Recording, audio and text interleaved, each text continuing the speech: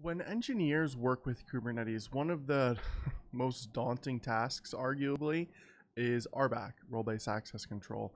Now, role-based access control literally controls the authentication and authorization not only into the Kubernetes cluster, but what you can actually do.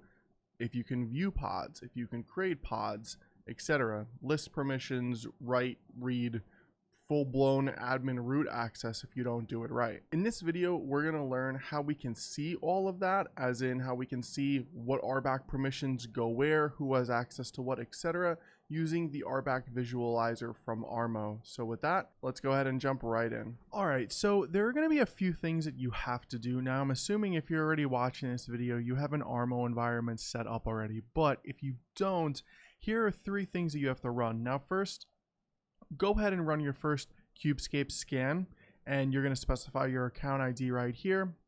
Next, what you want to do is you want to run Kubescape submit RBAC, and what that's going to do is that's going to allow your RBAC configurations to come up in the Kubescape UI. And then finally, what you're going to want to do is you're going to want to run the cluster scanner, and we're going to do that via Helm. So first, you just add the repo, make sure it's up to date, and then do the actual install here. Now notice how all of the components are going into the ARMO system namespace, and then you're setting your account ID along with the cluster configuration itself. So now let's head over to Kubescape, and if I go to RBAC visualizer, I can see here that I have Minikube as my cluster. I'm going to click OK. We can now see the makeup of the RBAC visualizer. So diving into this a little bit, I can see here that I have a service account. It's called ARMO Kubescape service account. And this service account exists inside of the ARMO-system namespace. Now we could see that if I go and I, follow this line here from the service account right down here, I can see that it's connected to some service account roles.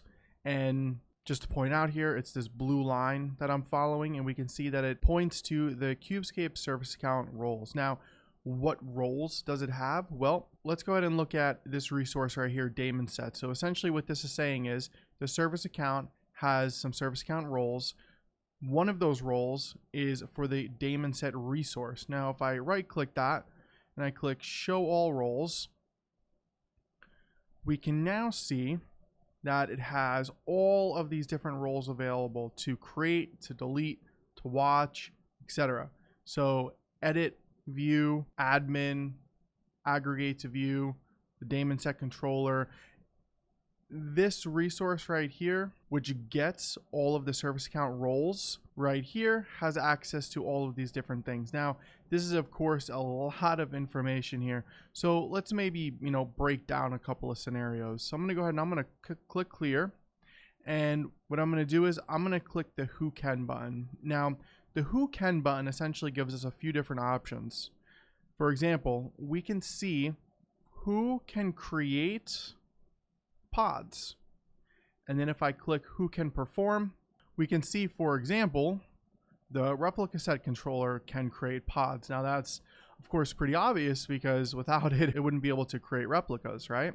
Same thing with the job controller, same thing with the stateful set controller. So these are all the accounts that can create pods. Now if I, for example, say list, and maybe we want to know who can list service accounts, and we click who can perform, now see a lot more resources. So a lot more resources can essentially list service accounts, and then of course they have all of these different roles and features. Now I'm going to click clear again, and if I click query here, there's some best use case scenarios, almost I pretty much want to call them, but these are pretty much, a few different ways that instead of going to who can and getting very granular, these are almost like templates of the who can options. So for example, if I scroll down here, I'm going to click on show who can access secrets. If I click on that, we can now see all of the resources, all of the accounts that can access secrets. And you can zoom in here, you can see who can get list watch, who can just get, who can delete, etc. So there are, of course, a ton of options in here for you to look at. There's a ton of granularity that you can go to, whether you want to go, straight to the who can option, whether you want to query with these templates, ton of different options. Now, something that I said in the beginning of this video is that there are not a lot of tools that are doing this right now. I personally think this tool is really awesome. RBAC is arguably one of the most, how can I put it, not thought about implementations when it comes to Kubernetes in production environments. It's one of the biggest problems that I see in production environments.